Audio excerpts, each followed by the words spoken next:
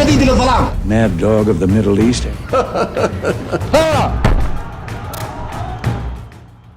Let's take a listen.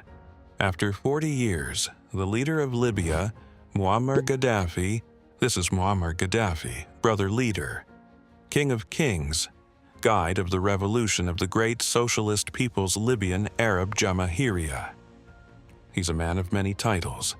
Right now, he's speaking at the United Nations General Assembly in New York. Normally, speakers are given about 15 minutes to address the assembly, but Gaddafi has been speaking for more than an hour and a half. During this time, he's covered everything from the global financial crisis to conspiracy theories about the assassination of John F. Kennedy. And then, suddenly, something unusual happens. His translator, whom he brought with him from Libya, is replaced mid-speech. The original translator has had enough. He can't take any more of translating Gaddafi's extremely long rant. So he quits. It's all happening live on air. At this point, Gaddafi has been the leader of Libya for nearly 40 years. He came to power during the Vietnam War, and now, in the age of YouTube and Facebook, he seems ancient, a relic from another time. He's the last of his generation of Arab dictators. Hafez al-Assad of Syria, dead. Gamal Abdel Nasser of Egypt, dead. Saddam Hussein of Iraq, dead. But Gaddafi has endured, and yet more than ever he's the image of a man completely out of touch with reality, the eccentric dictator. Gaddafi has a taste for designer sunglasses, expensive snakeskin boots, Botox to keep his face looking younger. He's just finished designing his very own supercar, a bizarre vanity project. And when he travels abroad, he doesn't stay in hotels. Instead, he lives in a huge Bedouin tent. He sleeps there, eats there, receives his guests there. During his visit to the United Nations, he tried to pitch his tent in the middle of Central Park. New York City officials refused. Publicly, Gaddafi denies that he holds any official government position at all. He's not president, he claims. He's not prime minister. He's just a brotherly leader, a guide of Libya. Libya, he insists, is governed by and for the people. It's a lie, of course, a complete fiction. Muammar Gaddafi is an absolute dictator, and he has been for decades. The rise to power. Colonel Muammar Gaddafi came to power in 1969. He was just 27 years old, a young military officer with big ideas and a hunger for power. He led a bloodless coup that overthrew King Idris, the aging monarch who had ruled Libya since independence. Libya, at the time, was an oil-rich country. Vast reserves of petroleum lay beneath the desert sands, and oil money was beginning to flow into the country. But most Libyans lived in poverty. The wealth went to the king, his family, and foreign oil companies. Gaddafi promised change. He promised to use Libya's oil wealth for the people, to modernize the country, to make Libya strong and independent. And at first, he did deliver some of those promises. He nationalized the oil industry, forcing foreign companies to renegotiate their contracts. Libya's share of oil revenue increased dramatically. He built schools, he built hospitals, he invested in infrastructure. Literacy rates improved, life expectancy increased. But Gaddafi also had much darker ambitions. The military buildup. In his first decade in power, Gaddafi spent nearly 25% of Libya's national budget on weapons. He bought around 4,000 tanks from the Soviet Union, 350 fighter jets, 6 submarines, 2 frigates. From France, he ordered an additional 150 fighter jets. From Italy, he bought transport planes, helicopters, naval ships, and missiles. Libya, a country that at the time had fewer than 3 million people, ended up with an air force as big as France's. It was an absurd level of military spending for such a small country. But Gaddafi had grand visions. He saw himself as a revolutionary leader who would reshape not just Libya, but the entire Arab world and Africa. The Cultural Revolution. During his military spending spree, Gaddafi declared the beginning of a new age for Libya. He called it the Cultural Revolution. He declared Libya a Jamahiriya, a word he invented that roughly translates to state of the masses. It wasn't capitalist, he said. It wasn't communist. It was something entirely new. Power, he claimed, now belonged to the people.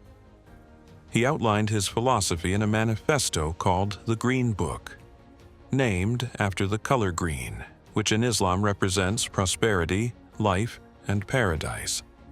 He even changed Libya's flag to solid green to match his new vision. But the reality was very different from Gaddafi's propaganda. The purges begin. The first priority of Gaddafi's cultural revolution was to eliminate anyone who might oppose him. Intellectuals, political rivals, dissidents, anyone who criticized his ideas. These people were simply too risky to keep around. So, in the early 1970s, Gaddafi ordered a massive purge. Mass arrests of activists, journalists, and even students took place across the country. Summary trials were held by so-called revolutionary committees, kangaroo courts with predetermined outcomes. Public executions followed, and they were broadcast live on television as warnings to anyone who might think about opposing the regime. Gaddafi even hired secret police agents from communist East Germany to train his internal security forces. His new intelligence agency, the Mukhabarat, was tasked with tracking down anyone who might speak against Gaddafi, both inside Libya and abroad. In just a few years, he turned Libya into an extreme surveillance state. Neighbors informed on neighbors. Friends turned in friends. No one could be trusted. Abu Salim, prison, the slaughterhouse. To hold his growing number of prisoners, Gaddafi constructed dozens of prisons across Libya. Among these, Abu Salim prison was the most notorious. Everyone in Libya knew, if you were sent to Abu Salim, you didn't come back. Families trying to visit were almost always denied entry. Most didn't even know if their relatives were still alive. Abu Salim quickly became known as the slaughterhouse.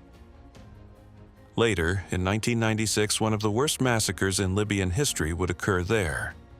More than 1,200 prisoners were executed in a single day after protesting prison conditions. The nuclear program. Publicly, Gaddafi issued declarations advocating for human rights and personal freedoms. He criticized the West for their weapons of mass destruction. He called for a nuclear-free Middle East. But privately, he was doing the exact opposite. By the end of the 1980s, Gaddafi had been actively collecting the building blocks for his own nuclear weapons program for almost 2 decades. A few years later, Libya had its own chemical weapons facility near the capital, Tripoli. The facility reportedly covered an area of approximately 10 square kilometers, one of the largest chemical weapons plants in the world. According to defectors from the Libyan army, Gaddafi's generals used these chemical weapons in attacks against Chad, Libya's southern neighbor, during border conflicts, sponsoring terrorism. But Gaddafi's ambitions extended far beyond Libya's borders. He supported any group that challenged what he saw as colonialist or imperialist powers. To Gaddafi, there was no difference between the Irish Republican Army, IRA, the Palestine Liberation Organization, PLO, or the Japanese Red Army. He gave them money, weapons, training. He even personally sponsored a British Union leader during a strike simply because he saw the man as a challenge to Margaret Thatcher, whom Gaddafi hated. But that wasn't all. The Libyan government openly admitted responsibility for deadly attacks on international flights. In 1988, Pan Am Flight 103 exploded over Lockerbie, Scotland. 270 people were killed. Libyan intelligence agents planted the bomb. In 1989, UTA Flight 772 exploded over Niger. 170 people died. Again, Libyan agents were responsible. In 1986, a nightclub in Berlin, frequented by American soldiers, was bombed. 3 people died, including 2 U.S. servicemen. Libya was behind it. Gaddafi had become an international pariah, a sponsor of terrorism, the Strange Alliance. Perhaps more than anyone, Gaddafi lived by the principle, "The enemy of my enemy is my friend." And bizarrely, that same logic eventually drew him closer to his old enemies, the United States and Britain. By the end of the 1990s, Gaddafi had been hit with international sanctions that cost Libya a staggering $18 billion. His economy was suffering, his people were struggling, and he was isolated on the world stage. Then came September 11, 2001. After the terrorist attacks on the United States, the American and British governments launched their War on Terror. And suddenly, Gaddafi saw an opportunity. He offered cooperation. He could provide valuable intelligence on Islamic extremist groups. He could be an ally in the Middle East. In return, he wanted the sanctions lifted. The deal was made. Libya's sanctions were removed almost overnight. Western oil companies returned to Libya. British arms manufacturers resumed selling weapons to the regime. American and British intelligence agencies even helped deliver Gaddafi's opponents, dissidents living in exile, directly into Libyan jails where they were tortured. The relationship between Gaddafi and the West was dizzying, to say the least. One moment he was a villain, the next a friend. The Arab Spring. Then, at the start of 2011, the world turned upside down again. This is one of Gaddafi's last televised speeches. It's February 2011. The Arab Spring, sparked by anger over decades of corruption, political oppression, and dictatorship, is sweeping through North Africa. It started in Tunisia in December 2010, when a street vendor set himself on fire in protest. The Tunisian president was forced to flee the country. Then it spread to Egypt. Massive protests in Cairo's Tahrir Square forced longtime dictator Hosni Mubarak to resign. And now, the wave of protest has reached Libya. In Gaddafi's televised speech, the camera pans across a war-torn building. It shows one of Gaddafi's infamous statues, a giant fist crushing an American fighter jet. He's trying to prove he's still in Libya, despite rumors that he's fled to Venezuela. But his grip on the country is slipping. Protests against him are erupting in cities across Libya. Gaddafi is clearly emotional, angry, and quite obviously delusional. He delivers a chilling threat. Any act of insurrection will be punishable by execution. We will cleanse Libya inch by inch, house by house, home by home, alleyway by alleyway, person by person, until the country is cleansed of dirt and scum. This is Gaddafi still playing the role of Libya's absolute ruler, the role he's been playing for more than 40 years. But the Libya he thinks he commands no longer exists. And his words, alleyway by alleyway, or zenga zenga in Arabic, take on a life of their own. Across eastern Libya, protesters shout it jokingly. They even turn it into a song mocking him. The rebels fight back. While the rebellion against Gaddafi starts out strong, the rebels quickly find themselves outmatched and outgunned. In the city of Misrata, artillery shells from Gaddafi's cannons fall every 6 minutes. Doctors work by candlelight in makeshift hospitals filled with wounded and dying civilians. People cower in basements as Gaddafi's tanks roll through their neighborhoods. The rebels, ordinary people who've never known war, are forced to retreat. Gaddafi's forces are closing in. It looks like the rebellion might be crushed. NATO intervenes. In the United Nations, debates rage over how to respond.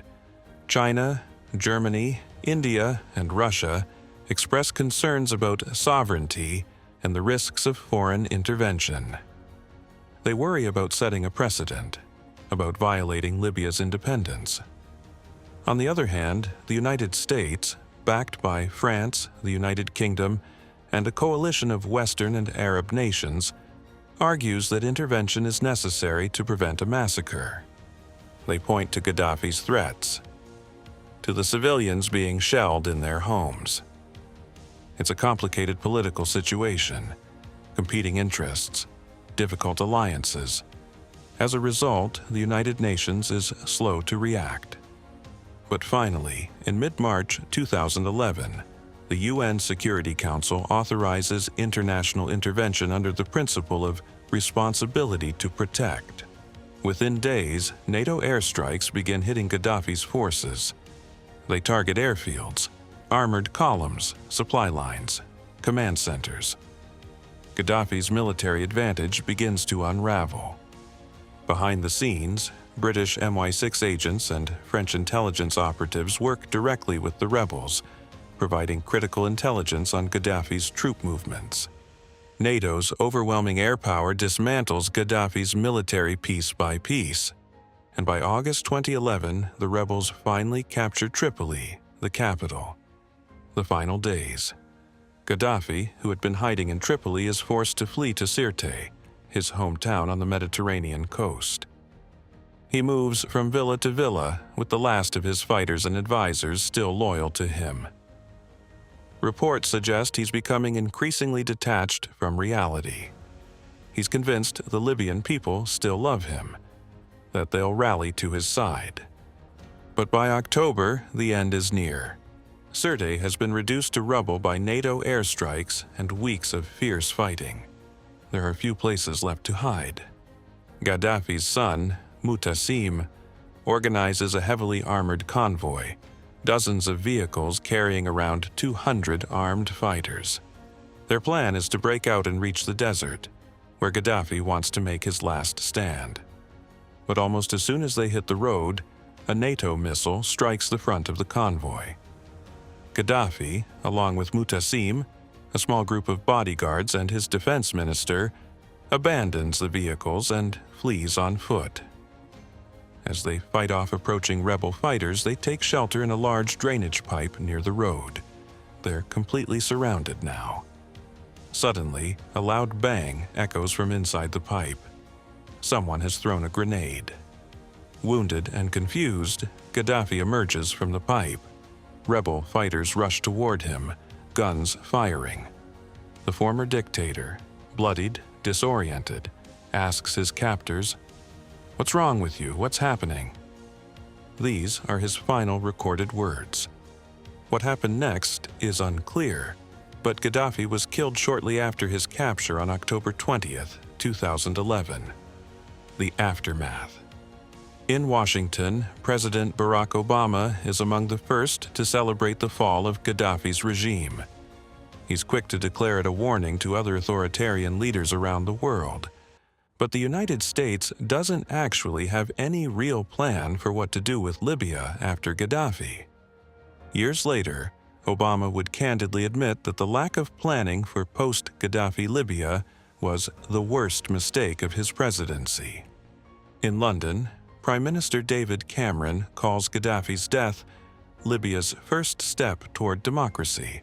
But his words ring hollow against Britain's recent history with the regime, a relationship built on oil contracts and convenient diplomacy. In Paris, French President Nicolas Sarkozy's celebrations face their own contradictions. Reports begin to surface alleging that Gaddafi had secretly financed Sarkozy's 2007 presidential campaign, a scandal that would haunt Sarkozy for years. Libya's collapse. In Libya itself, the power vacuum left by Gaddafi is felt immediately. The country splinters into warring factions. militias, armed with weapons that flooded the country during the uprising, battle each other for control of cities, oil fields, and territory. There's no functioning central government, no police force, no security. The very Western powers that were so decisive in their military intervention suddenly appear much less certain about helping with reconstruction. Within 6 to 12 months after Gaddafi's death, their focus shifts elsewhere. Libya is left to grapple with its newfound freedom and its chaos on its own. The legacy. Today, more than a decade after Gaddafi's fall, Libya remains divided and unstable. Two rival governments claim legitimacy.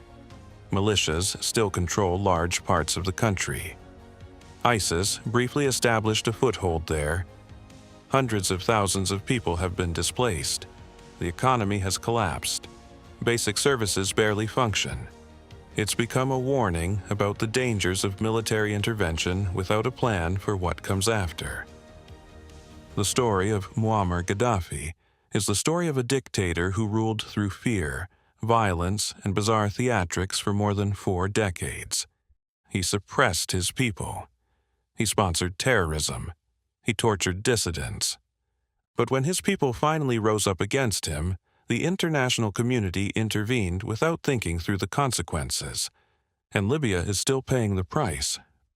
Thanks for watching this deep dive into the rise and fall of Muammar Gaddafi.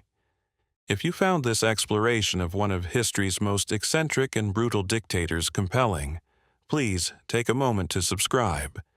It helps us continue bringing you these important stories from recent history. Hit that notification bell so you don't miss our next video, and leave a comment below sharing your thoughts on Gaddafi's legacy and what his story teaches us about dictatorship and intervention. Once again, thank you for giving your time to understand this complex and tragic chapter in Libyan history. We'll see you in the next one.